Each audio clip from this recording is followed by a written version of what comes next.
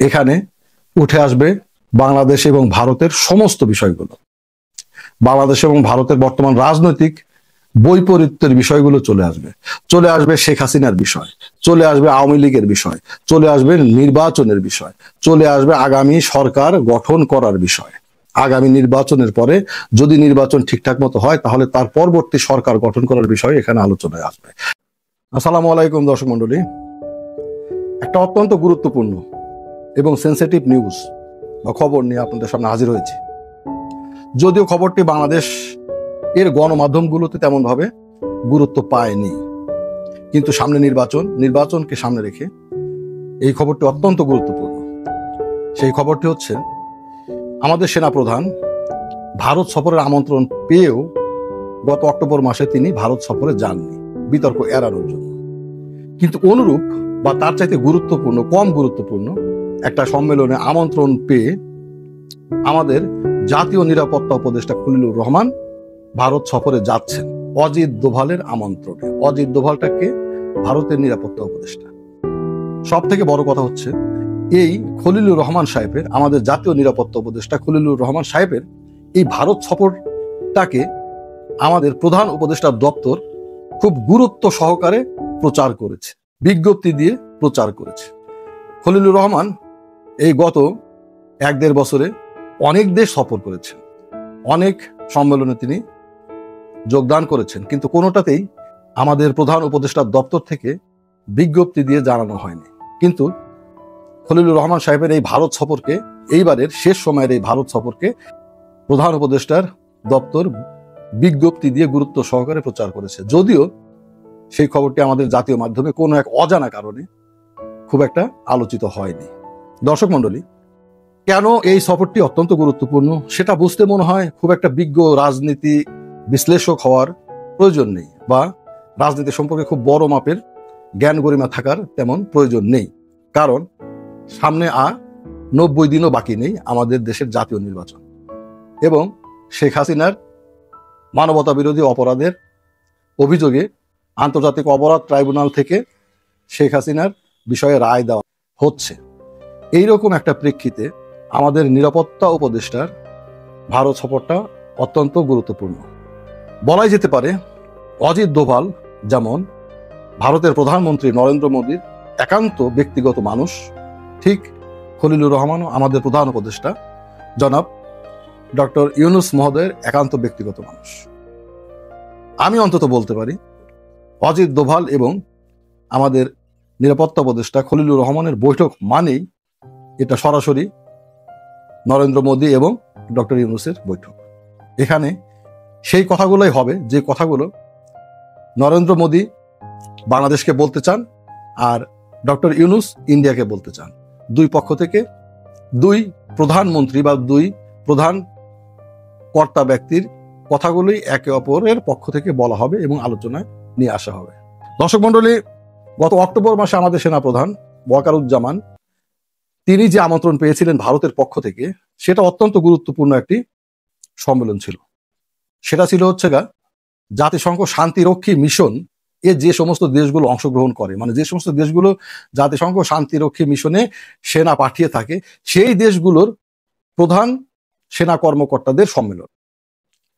এটা আমাদের দেশের জন্য অত্যন্ত গুরুত্বপূর্ণ একটা সম্মেলন ছিল, কারণ আমাদের দেশের একটা উল্লেখযোগ্য আয় আসে জাতিসংঘ শান্তিরক্ষী মিশন থেকে, এবং জাতিসংঘের শান্তিরক্ষী মিশনে বাংলাদেশ দীর্ঘকাল যাবৎ 1 নম্বর দেশ হিসেবে পারফর্ম করে এসেছে। অর্থাৎ যতগুলো দেশ জাতিসংঘ শান্তি মিশনে সৈন্য পাঠিয়েছে তার মধ্যে বাংলাদেশ সবচেয়ে বেশি সৈন্য পাঠিয়েছে, এবং বাংলাদেশের পারফরমেন্স সবচেয়ে ভালো ছিল। যদিও বর্তমানে বাংলাদেশের অবস্থান 3 নম্বর, তারপরেও এটা অত্যন্ত গুরুত্বপূর্ণ একটা সম্মেলন ছিল। সেই সম্মেলনে আমাদের সেনাপ্রধান দাওয়াত পেয়েও তিনি যাননি। কেন যাননি? বিতর্ক এড়ানোর জন্য। কারণ গত 1-1.5 বছর যাবৎ বাংলাদেশ এবং ভারতের, বিশেষ করে আওয়ামী লীগ দেশ থেকে বিতাড়িত হওয়ার পর থেকে বাংলাদেশ এবং ভারতের যে পরস্পর বিরোধী রাজনৈতিক অবস্থান, সেই অবস্থানের প্রেক্ষাপটে ভারত সফর বাংলাদেশের যে কোনো কর্মকর্তা বা যে কোনো রাজনীতিবিদের জন্য অত্যন্ত স্পর্শকাতর একটি বিষয়। ভারতে গেলেই সেখানে একটা সমালোচনা তৈরি হবে, না জানি কি সেখানে আলাপ করে আসা হলো, না জানি কি কথাবার্তা দিয়ে আসা হলো, না জানি কোন ষড়যন্ত্র করা হলো। এর মধ্যে আমাদের দেশের গুম কমিশনের এক সদস্য ব্যক্তিগত সফরে গিয়েছিলেন ভারতে, এটা নিয়ে অনেক কথা হয়েছে। দর্শক মূলত এই রকম কথা যেন সেনাপ্রধানকে নিয়ে না হয়, যে কারণে সেনাপ্রধান এত গুরুত্বপূর্ণ একটা বৈঠক বা মিটিং বা সম্মেলন তিনি এড়িয়ে গিয়েছেন এবং তিনি যাননি। তিনি নিম্নপদস্থ একজন কর্মকর্তাকে সেখানে পাঠিয়েছিলেন। কিন্তু এইরকম একটা জাতিসংঘের শান্তিরক্ষী মিশনের চাইতে অনেক অগুরুত্বপূর্ণ একটা সম্মেলনকে কেন্দ্র করে মুখোমুখি হতে যাচ্ছে ভারত এবং বাংলাদেশ। ভারত এবং বাংলাদেশের দুই নিরাপত্তা উপদেষ্টা তথা ভারত এবং বাংলাদেশের দুই কর্তা ব্যক্তির রিপ্রেজেন্টেটিভ, তারা একে অপরের মুখোমুখি হতে যাচ্ছে। এই সম্মেলনটা হচ্ছে একটা আঞ্চলিক নিরাপত্তা জোটের সম্মেলন। সেই নিরাপত্তা জোটের সদস্য কারা, সেই সদস্যগুলো যদি আমরা সামনে নিয়ে আসি তাহলেই বোঝা যাবে যে নিরাপত্তা জোটটি কতটা গুরুত্বপূর্ণ। এই নিরাপত্তা জোটের সদস্য হচ্ছে ভারত ছাড়াও শ্রীলঙ্কা, মালদ্বীপ আর হচ্ছে মরিশাস। বাংলাদেশ সর্বশেষ 1.5-2 বছর আগে এই নিরাপত্তা জোটে যোগদান করেছে। তার মানে বাংলাদেশ, ভারত, শ্রীলঙ্কা, মালদ্বীপ আর মরিশাস, এই কয়েকটি দেশের নিরাপত্তা জনিত একটা সংগঠন এবং তার সম্মেলন। যাই হোক, কথা হচ্ছে অজিত দোভাল বলে কথা আর খলিলুর রহমান বলে কথা। তারা একে অপরের সামনাসামনি হচ্ছে, মুখোমুখি হচ্ছে। এটা শুধুমাত্র এই নিরাপত্তার সম্মেলনটাই মূল আলোচনার বিষয় থাকবে না। এখানে উঠে আসবে বাংলাদেশ এবং ভারতের সমস্ত বিষয়গুলো। বাংলাদেশ এবং ভারতের বর্তমান রাজনৈতিক বৈপরীত্যের বিষয়গুলো চলে আসবে শেখ হাসিনার বিষয়, চলে আসবে আওয়ামী লীগের বিষয়, চলে আসবে নির্বাচনের বিষয়, চলে আসবে আগামী সরকার গঠন করার বিষয়। আগামী নির্বাচনের পরে যদি নির্বাচন ঠিকঠাক মতো হয় তাহলে তার পরবর্তী সরকার গঠন করার বিষয়ে এখানে আলোচনায় আসবে। এবং সেই আলোচনায় অংশগ্রহণ করতেছেন নরেন্দ্র মোদীর সবচাইতে ঘনিষ্ঠ ব্যক্তি এবং ডক্টর ইউনূসের সবচাইতে ঘনিষ্ঠ ব্যক্তি, দুই নিরাপত্তা উপদেষ্টা, তারা আলোচনায় অংশ নেবেন। দর্শক মন্ডলী, এখন আপনাদের কাছে এই প্রশ্নটা কি, যে আসলে আলোচনায় কি কি উঠে আসতে পারে এবং কি কি বিষয়ে আলোচনা হতে পারে এবং কি কি বিষয়ে সমঝোতা হতে পারে, অথবা কি কি বিষয়ে একে অপরের প্রতি ক্ষোভ প্রকাশ করা হতে পারে? আদৌ কি বাংলাদেশ ভারতকে বাংলাদেশের পক্ষ থেকে ক্ষোভ জানাতে পারবে, অথবা বাংলাদেশের দাবি দেওয়া তুলে ধরতে পারবে, নাকি শুধুমাত্র ভারতের পক্ষ থেকে বাংলাদেশের উপর চাপিয়ে দেওয়া কথাগুলোই শুনে আসবে বা শুনে আসতে হবে? দর্শক মন্ডলী, এই প্রশ্নগুলো আপনাদের কাছে অত্যন্ত গুরুত্বপূর্ণ।